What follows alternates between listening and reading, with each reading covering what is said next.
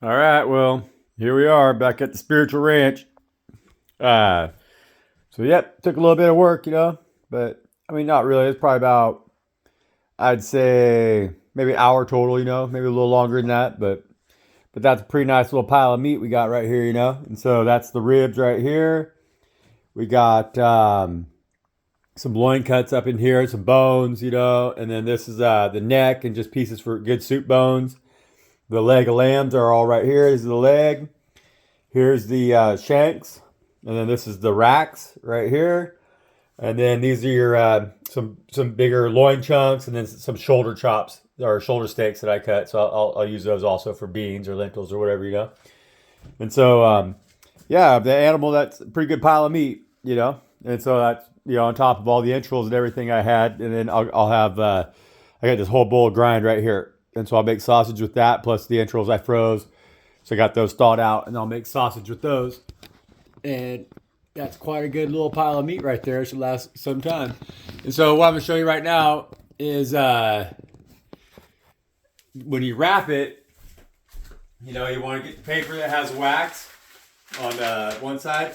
If I'm doing a larger animal, if I plan on keeping the meat in the freezer for an extended period of time, then I'll usually put plastic. I'll use like a plastic bag like these up here. But I try to stay away from the plastic as much as possible because I just can't stand that stuff. But it really does help. You can also use saran wrap too. But as far as like storage goes, it really, really helps with your storage in the long term. It stops the freezer burn. And freezer burns, that stuff it'll fuck you up. And so the whole goal is to avoid the freezer burn.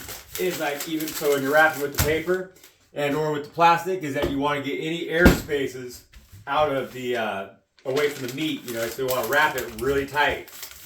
And so that's the trick, is you want to make sure you get in there, and when you wrap it, you want to make sure you go and squeeze all that air out, and then you double wrap it because that gives it an insulation against the cold air in the freezer, so that you don't get freezer burn. Freezer burn's real nasty. It'll turn the meat white, and then it makes it inedible. You can cut that white. If you do get freezer burn, it doesn't mean you don't have to throw that meat out. You can go ahead and cut the freezer burn off and clean up the outside of the piece of meat, and then the inside of it will still be good. But you're gonna lose the meat. And so if you want to wrap them, you want to make sure you wrap them real tight. And or if you put them in plastic, you want to make sure that you put that plastic real tight against the meat, and then that'll help you avoid that freezer burn. That's essential, That's what it is. And then another thing too is that you always want to make sure you package your meat proportionately. You don't want to make pieces too big, or you don't want to make pieces too small. You want to kind of have a good idea of what your household eats, and so that when you package your meat, you know what you're bringing out in the packages, and you got proper size packages, so you don't have like a huge piece of meat, then you have a bunch going to waste, because that's counterproductive, And so, yeah, all I gotta do now is just wrap this stuff up, and I'll grind up the grind that I have, and then I'll make some sausage, and then zip zap zop. That's how you do it, man. I showed you how to use this entire animal. The dog ate the hide, and so I ate everything inside the stomach, except for the grass, like I showed you. And so far, like I got these bones right here. I'm gonna boil them, so I have some bones to throw the dog. But other than that, I ate everything else. I ate the head. I ate all the stomach. I ate all the large intestine, the small intestine. I ate the liver, the kidney, the heart, the spleen, and so. I still got the lungs and everything in the freezer, but I'm gonna grind them up and make sausage. So that's how you do it, man. That's from head to toe, from the snout to the tail. That's what they say, right?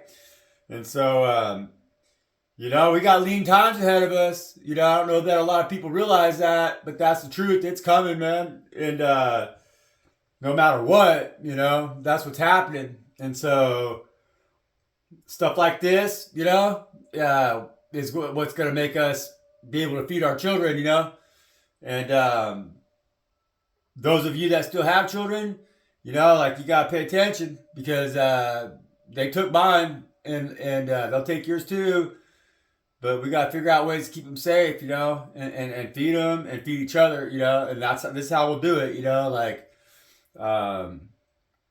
it may seem foreign or abstract, you know, third world or whatever, but we're all gonna be broke dick, and that's the truth. It's coming, man. Like don't think that the store shelves are gonna be full all the time like that. We gotta be able to produce. God will feed us, you know. God will always give us everything we need.